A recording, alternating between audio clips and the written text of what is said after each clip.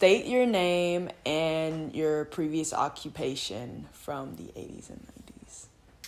Eleanor Pitts, retired teacher.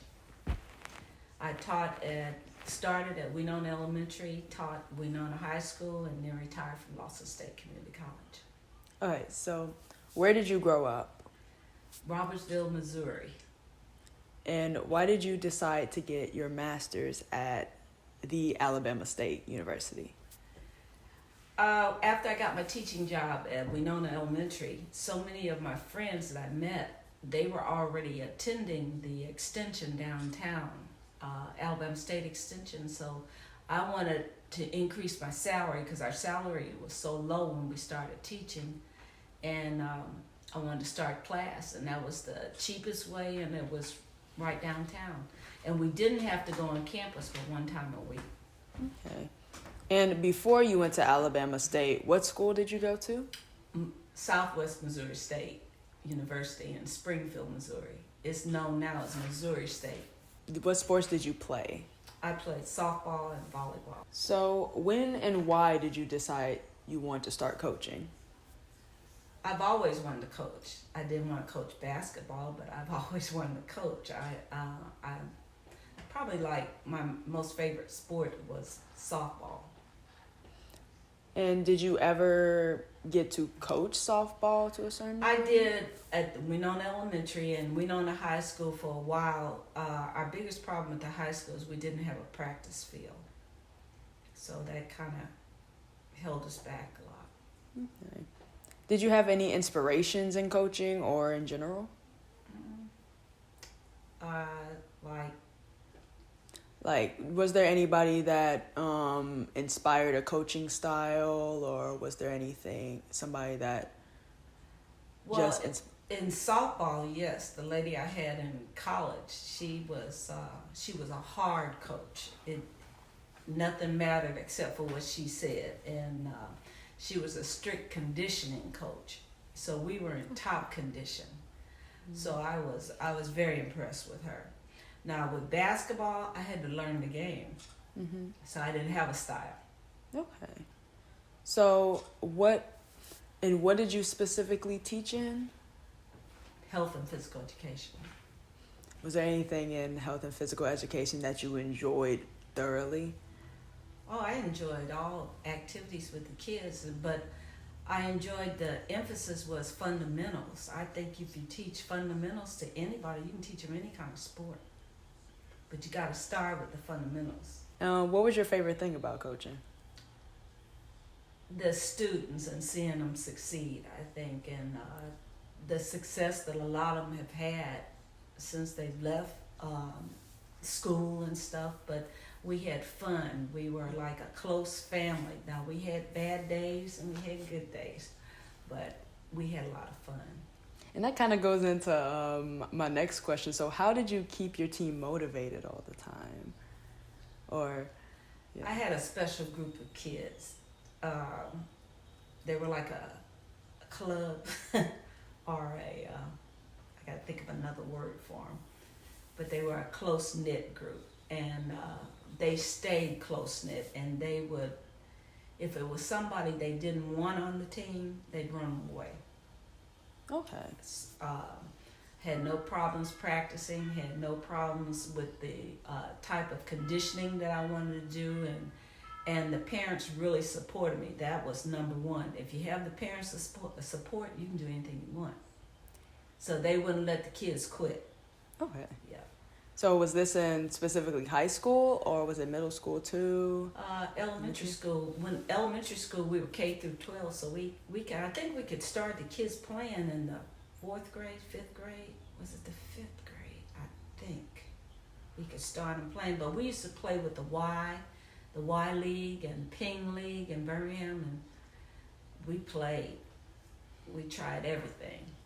So compared to your different athletes that you had, how were, I guess since you had different athletes for every single school that you went to, how different were they compared other than in age?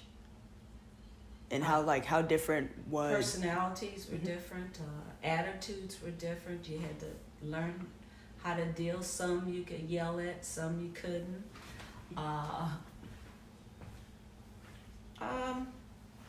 Backgrounds were different. You just had to deal with the student. Okay. So as a coach that's coached on many levels, including middle school, high school, junior college, which one was your favorite to coach? Elementary school. I love elementary. I love little kids. They're easy to motivate, and they'll do anything you ask. You want to continue? Probably the most success was my high school team. So. Okay. What do you think was your greatest accomplishment in coaching? Other than the win-loss, I just, like I said, the success of the kids, that was my greatest accomplishment. Trophies and stuff like that, they're just trophies. But to see what the kids, how they turned out and how we blended together, because we had some tough times. When I first started coaching, we were not playing over the mountain schools. We were playing within Birmingham City, so we were playing each other sometimes 5 times. We were beating up on each other. And then during, I think it was called area play or sub-state or whatever, then we would go over the mountain and we would get beat.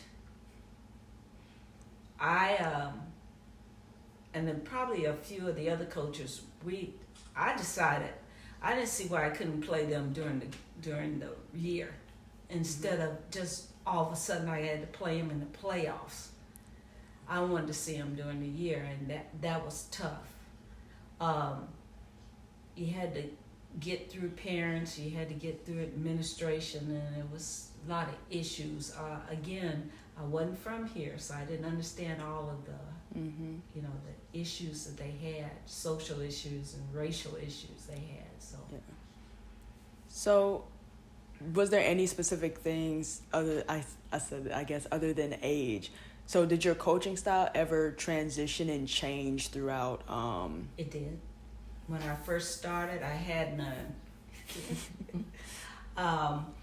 A coach that I worked with at the elementary school, Coach Ernest Odom, he used to take me to games and just show me different things and things that I wanted to do. And I think I watched Coach Pearman at Holy Family one time with this press, and I was impressed with it. I said, I want to do that.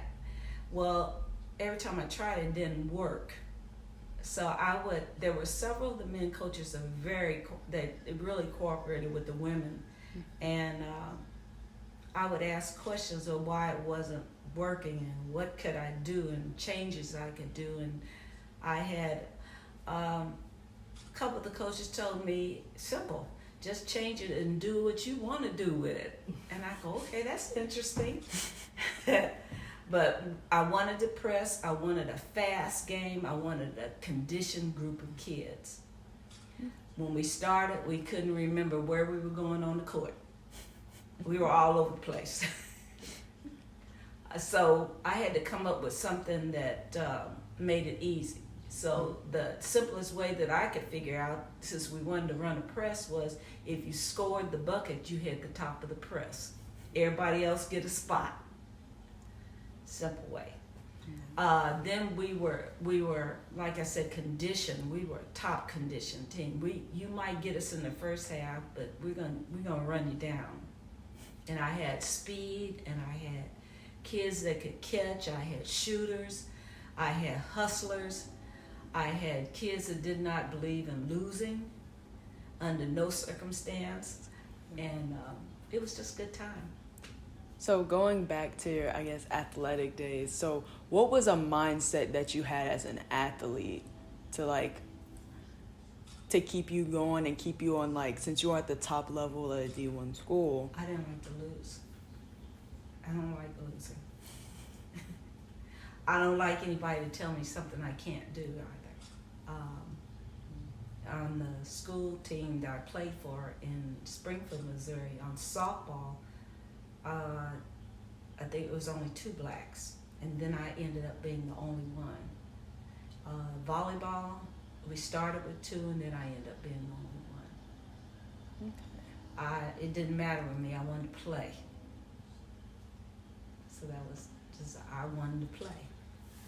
Now, okay, now that you have retired after coaching on so many levels, what are some pointers or advice that you would tell your younger self or any young coach? The main thing I would, I think, is teach the kids fundamentals. So many of the kids you look at now in the games, they don't have good fundamentals. The girls maybe can't catch, only can dribble one hand, only know a little bit of the concept of the game. And so much style in the game now. I don't know what they're playing.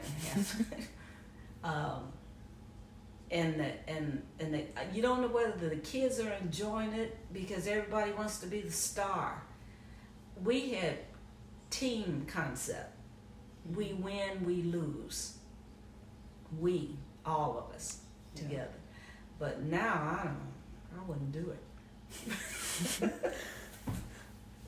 So is there anything else you think I may need to know? No, it just, I think anybody could have success now, and I think any coach will tell you that fundamentals, but your fundamentals are going to start with your young kids. It's hard to teach fundamentals to somebody in high school because they probably think they know it all. Mm-hmm. Our success at Winona was because we were at the elementary school, so I had the little kids. So when the little kids got to the 6th grade, 6, 7, and 8, they were doing the same thing as my high school team. So when they came up to the 9th grade, I couldn't play them until they came to Winona campus. They knew exactly what we were doing. So we were feeding our own team. And we had the good concept of catching and running and whatever press I was playing with the high school team, I did with the elementary school team. So you got to start with them young. These kids now, a lot of the systems, when they come out of elementary school, you don't know which way they're going. And you have folks recruiting them like they're superstars. And I don't know if there's a feeder program too much anymore. But thank you so much. Oh, you're welcome.